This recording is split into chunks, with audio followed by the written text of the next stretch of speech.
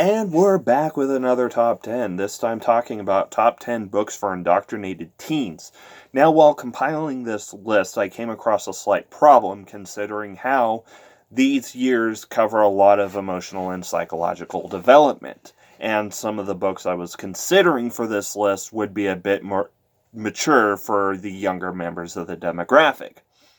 So, I put the question to you guys on Twitter as to whether or not I should do a PG-13 list and an R list, a two-part top 20 list, or condense it all into one singular top 10 and just keep the mature content as a reminder in the back of my head. You guys voted, and we shall be doing a PG-13 list and an R list. Now, if you want to follow my Twitter, you'll most likely get a chance to vote on such other topics, because every so often I do get kind of stuck deciding on something, and so I put it to you guys on Twitter. And while we're shilling, be sure to go ahead and like, share, and subscribe. Drop a comment about what you'd include in this list along with any justification. And, do the rest of that YouTube stuff. So, let's get into the honorable mentions, shall we? First off, we have Good Omens, which was written by Neil Gaiman and Terry Pratchett, and first published in 1990. It's a brilliant religious satire, or a brilliant satire of religion, and does a great job of exploring what is good and what is evil and what is average. And unfortunately, it's gotten a lot of attention due to Amazon's adaptation, which led to evangelical groups trying to get Netflix to ban it. Because of that, it's likely to be outright banned in indoctrinated households. So that's why it's an honorable mention, except, instead of being high up on the list, because it would probably be in the top 5 otherwise. Next honorable mention we're going to be talking about is Dr. Faustus, which was written by Christopher Marlowe and first staged in 1592.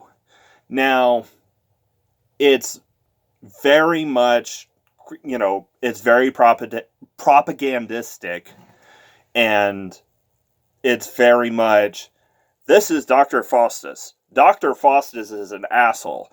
Dr. Faustus sold his soul to the devil and got dragged to hell. Don't be Dr. Faustus. And even aside from that, it does a lot of interesting exploration of religion. There's a scene where he and Mephistopheles discuss the heliocentric model of the solar system, which was a religious and political issue at the time. And I may do a media spotlight on the play if the media spotlights catch on.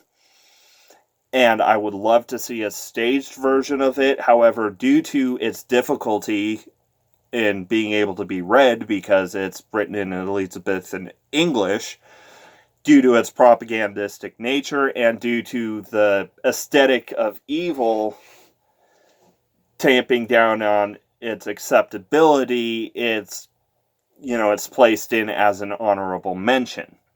And, of course, the last honorable mention is everything on my list for indoctrinated preteens, which will be linked below, because there's no real age limit for enjoying what I've placed in there. They can be equally enjoyed by the young and old alike, but they're already on a list, so there are honorable mentions here.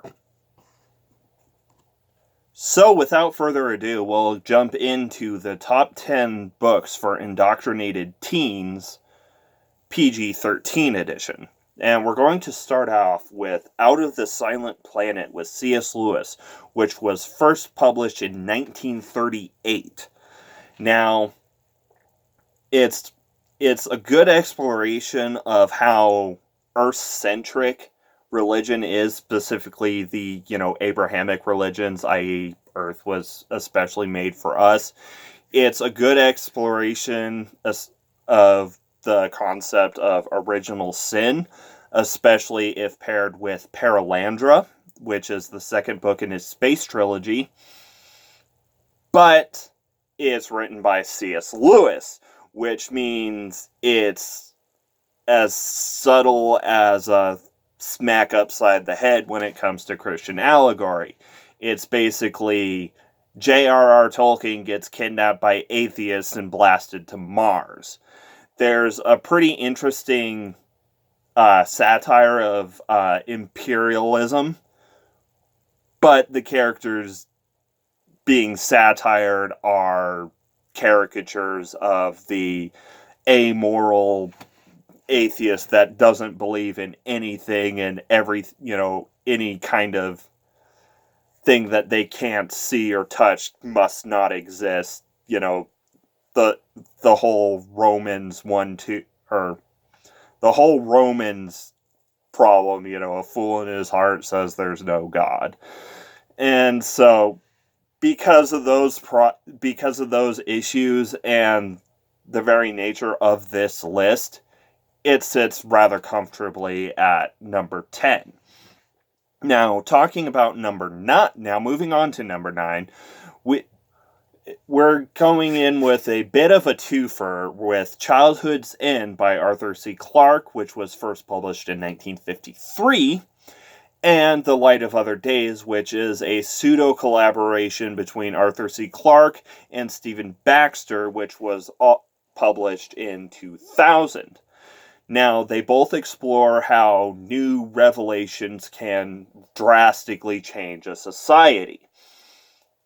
Childhood's End being humanity's first contact with extraterrestrials, and being potentially the greatest science fiction novel ever written, especially ones exploring human nature and and what it means to be human and our destiny as a species.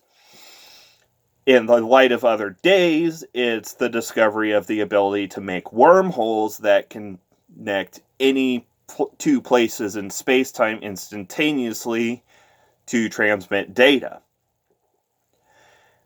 Both very interesting books. Both get the gears turning about what may or may not be possible, but they're not really focused as they're not really the focus of what this list is about.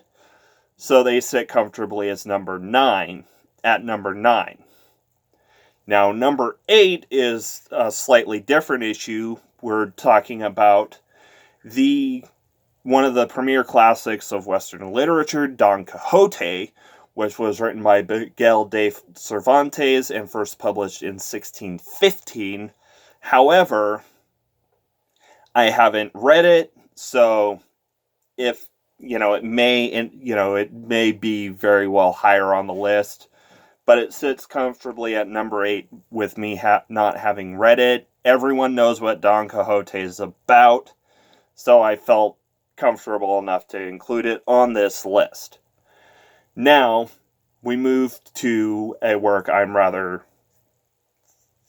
familiar with, the Hitchhiker's Guide to the Galaxy trilogy, or rather, any book in the Hitchhiker's Guide to the Galaxy trilogy, my personal favorite being Life, the Universe, and Everything. They were all written by Douglas Adams, the first written in 1979, with the final being published in 1992. It's a fun, absurdist, comedic take on how little the human race actually knows and how much bigger the universe might be, with the tone rather being set rather well with the opening of the first book being, "In the beginning God created the heavens and the earth," which was instantly panned as a very bad move. Now, We move to number 6 with 1984 by George Orwell, which was first published in 1949. Now, Big Brother is watching, and it's a very good exploration of how information control can shape a society and how terrible it is to learn, to live in a society where you can't even be sure if the past happened the way that that those who control the information say it happened. And we're going to leave it at that, except with a caveat that it is a bit mature for this list. It is what I consider a hard PG-13/soft R. So it will likely show up on the other list as well. But for this list, it sits rather comfortably at number 6. Moving on to number 5, and more into how repressive society can be, we're talking about The Strange Case of Dr. Jekyll and Mr. Hyde, written by Robert Louis Stevenson and first published in 1886. It's it's a decent/good exploration of the duality of man, but a brilliant cautionary tale about what happens when society forces a person to repress innate characteristics of themselves. And, as Dr. Jekyll is the upstanding, moral, Victorian person and tamps down everything that the repressive Victorian society deems, immoral impulses, which are unspecified in the book. And he, pushes all those to the side and develops this serum/potion that changes his form and allows him to indulge in those, impulses and lets him, gives himself a modicum of freedom. And so with that exploration of how damaging, repressive control can be, and with the fact that it is a recognized classic, it sits very comfortably at number 5. And we'll move on to a book that you might not have heard of at number 4, which is The Android's Dream by John Scalzi, and was first published in 2006. Now, all of John Scalzi's works have very humorous, very witty, snappy dialogue. But The Android's Dream in particular has a very nice absurdist bent to it, which puts it very tonally in line with works like The Hitchhiker's Guide to the Galaxy and Good Omens. And here's a bit of a spoiler, but I've got to mention it because this is why it's so high on this list. The protagonist is a detective who has been hired to find a very special sheep called, very special breed of sheep called the Android's Dream, which is a reference to Do Androids Dream of Electric Sheep by Philip K. Dick. But over the course of him trying to find a specimen of this sheep, which has supposedly gone extinct, you begin to learn that this entire plot is orchestrated by a religion/cult that is basically a satirization of Scientology mostly, but of religion as a whole, where they know that their founding book is just full of bullshit, but they're working to make sure that the prophecies in the book come true as part of some sort of grand experiment. And that is what brings it in, just into the top 5. There is some brief mention of somewhat mature themes, so it's not higher for this PG-13 list. I'll put it as a medium hard PG-13. I doubt it dips into soft R, into the soft R category because it is so brief, but it is worth mentioning. And number 3, The 1002nd Tale of Scheherazade by Edgar Allan Poe, which was first published in 1850. Now, this is a short story and not a full-on novel, and it is rather difficult to find aside from a collection like the complete works of Edgar Allan Poe, because it's not one of his more well-known stories. But it's, about the, Scheherazade of the 1001 Arabian Nights telling this story about the 8th voyage of Sinbad. And as she goes on through this story, the Sultan gets more and more agitated as he perceives that she's just feeding him a load of bullshit. Well, the thing is, this short story is heavily footnoted, and everything she lists in this story is something that is actually scientifically accurate as to the current understanding of what is, of how the world works. So it's accurate to a 19th century understanding of science. And it's a very good look at how, you've got to keep your mind open, and truth really is stranger than fiction.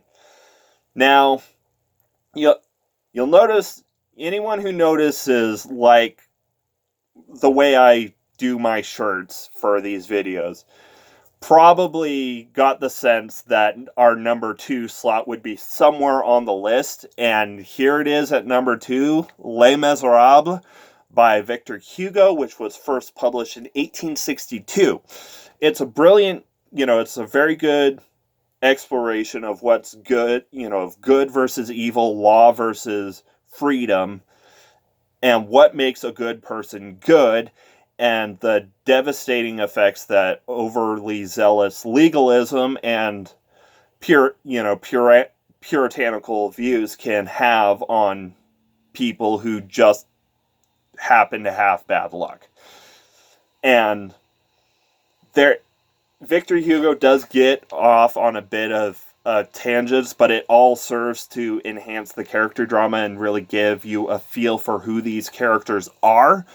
So that is why I put it at number 2 on this list. And finally, the last number 1, Flatland by Edwin Abbott Abbott, which was first published in 1884.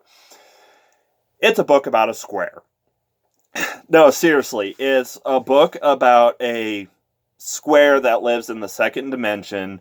So everything is, 2-dimensional. There is no height. There's just width and depth. And he's visited by what he perceives as a circle, but is in reality a sphere, who's like, hey, there's this third dimension that exists, and I've come down to reveal this to you. And he goes to the ruling council, and they laugh him out and put him in an insane asylum. And then, he visits the first dimension, which is a line, and then the 0th dimension, which is a sentient point. And then he ascends to the 3rd dimension, and he's like, wait, there's a 3rd dimension. I spent my entire life, only knowing a 2nd dimension. Could there be other higher dimensions? And the sphere, laughs, starts treating him like he's insane for positing that there might be a 4th or a 5th or, ad infinitum dimensions. And aside from, the just mind-blowing, oh wow, just thinking of the possibilities, it's a very good look at why you should always remember that indoctrination is a hell of a drug.